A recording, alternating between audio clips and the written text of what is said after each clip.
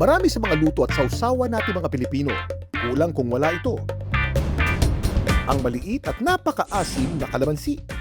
Kaya naman si Paul, nang magtayo ng kainan sa kanilang bayan sa Bato, Camarines Sur, nagtanim ng puno nito. Para hindi na kami bumili ng kalamansi, yun na yung ginagamit namin para sa aming tindahan. Normally, ang na-harvest namin sa kanya ay yung mga typical size lang po talaga ng kalamansi.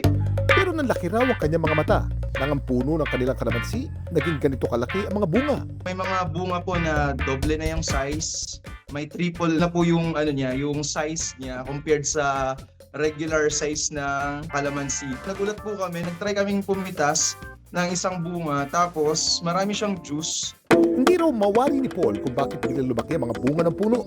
Ngayong January and February 2026, maliit lang po talaga yung bunga niya, kalamansi lang talaga. Nagulat kami, yung June, July, lumaki yung ibang bunga. Wala po kaming nilalagay na abono po, na chemical. Nilalagay kasi namin dun yung mga balat ng prutas, ng pakwan, ng mangga. Parang ginagawa namin compost direkta dun sa ilalim ng puno. Bakit kaya dumoble o tumriple ang laki ng mga bunga ng kalamansi ni Paul? Kuya Kim! Ano na? Ang kalamansi madalas na ihambing sa lemon o lime, pero ito ay ibang uri ng citrus. Pinaniniwala ang hybrid ito ng mandarin orange at kumquat. Kilala din to sa tawag na kalamundin at Philippine lime. Maliit man, siksik naman to sa sustansya. Mayaman to sa vitamin C at iba pang mga antioxidants. Ayon naman sa isang botanist, may iba't ibang posibleng rason daw kung bakit dumoble ang laki ng mga kalamansi ni Paul.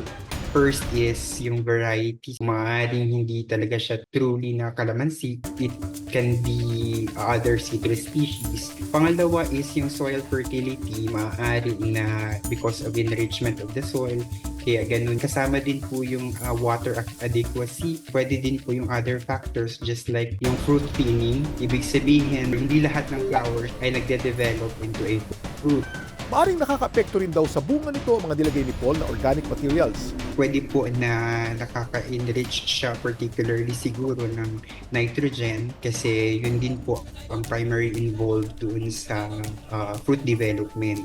So pwedeng yung ginawa niyang paglalagay ng organic materials, doon po nakita yung effect ng soil enrichment sa pag-develop ng malalaking fruits. Safe naman po kainin yung bunga.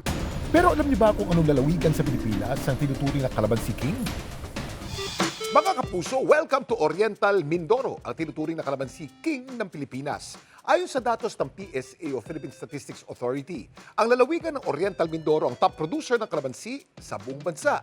Noong nakaraang taon, may 36,000 metric tons ang total volume of production ng kalamansi ng Oriental Mindoro. Katumbas yan ang may 30% na kabuang produksyon ng kalamansi sa buong bansa. Samantala para malaman ng trivia sa likod ng viral na balita ay post o i-comment lang, #Kuya Kim, ano na? Laging tandaan, importante ang may alam. Ako po si Kuya Kim at sagot ko kayo 24 oras.